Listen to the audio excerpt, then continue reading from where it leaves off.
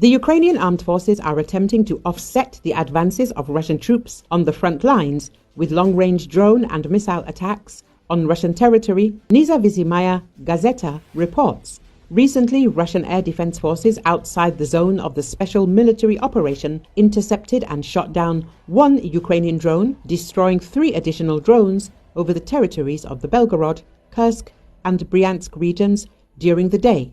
Ukrainian Defense Minister Rustem Umerov stated that Kiev aims to destabilize the front line, strengthening the protection of the sky and sea routes by overhauling the Ukrainian armed forces.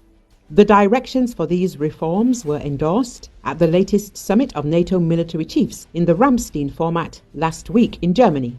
Based on the outcomes of Ramstein, Kiev plans to increase the frequency of drones and missile attacks on Russian territory, Nezavisimaya Gazeta notes. The Ukrainian defense minister revealed that Kiev is preparing an asymmetric response to Russia's efforts to gain a tactical advantage by escalating hostilities. This response will likely involve the extensive deployment of long-range sea and air drones, as well as other high-precision weapons targeting critical locations deep within Russia, the newspaper stated. Umerov announced that the UK, along with its NATO allies, will soon transfer 30,000 new drones to the armed forces of Ukraine. This may include drones equipped with AI, capable of being deployed both at the front lines and within Russian territory. Currently, Ukraine's domestic production of long-range UAVs is projected to reach another 30,000 units by 2025.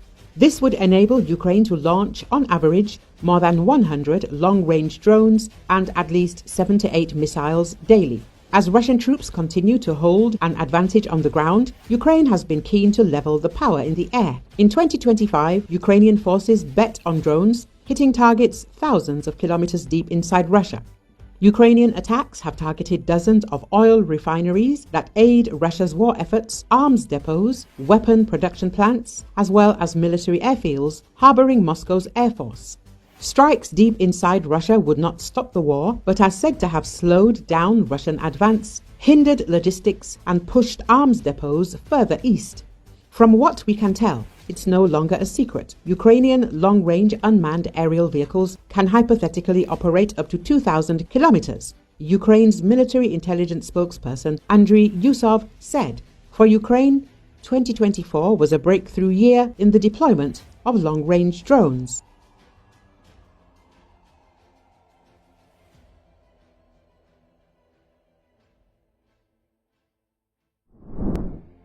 Amidst intensified fighting between the Congolese army and M23 rebels in the east of the country, the Congolese army announced this weekend that it had pushed back the M23 from South Kivu and recaptured several key towns in North Kivu and South Kivu provinces.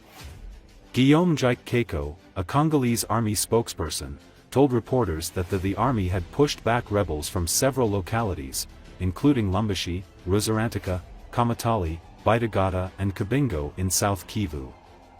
He also said that the strategic town of Ngungu, in Masisi territory in North Kivu, had been recaptured. From Ngungu, a local man who returned to the city after fleeing months ago, said he came after reports the Congolese army had retaken the town from M23 rebels. "We continue to suffer because security is still not good and people continue to die. We just buried someone 30 minutes ago.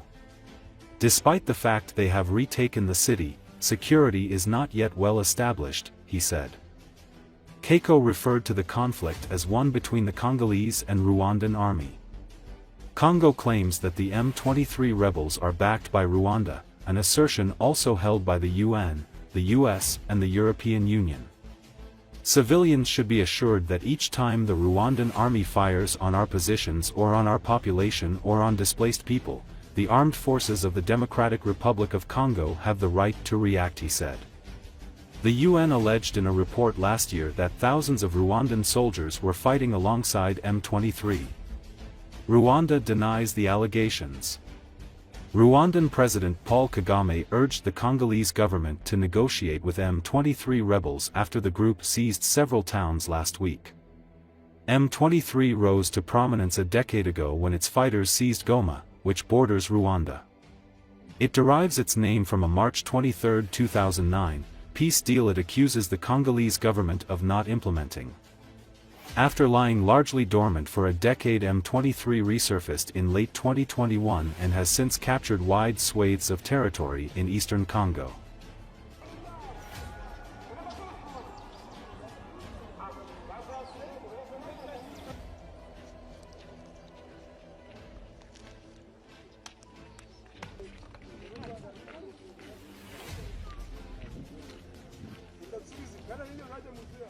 Tuko Ngungu. Ilifika siku zijazo tukiona wasoda wa guvernema wanafika mwinchi, wakifika mweneo zetu wakikutukomboa, lakini watu tungana nateseka huku juu bangali na tunyanyasa. Donc watu bangali na uwawa, tunatoka zika mtu hapa mbele kidogo ile yake quelque 30 minutes.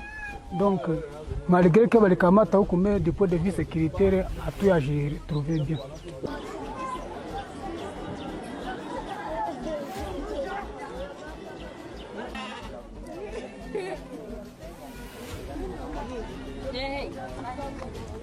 Aginzi baimu ventura banaizi kuya banagombanisha hatukukomprantira niju ya nini.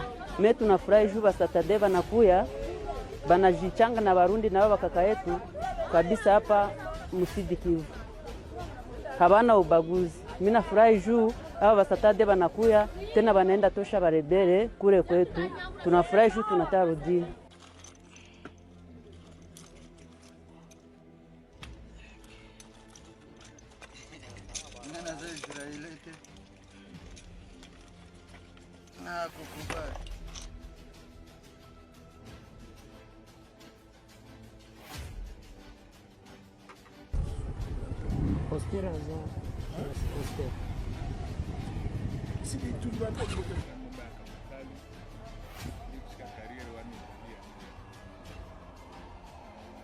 Il est vrai que nous observons le cessez-le-feu, comme voulu par la hiérarchie, je le répète, mais du moins, soyez rassurés qu'à chaque tir de l'armée rwandaise sur nos positions ou sur notre population ou sur les déplacés, en tout cas les forces armées de la République démocratique du Congo ont le droit de réagir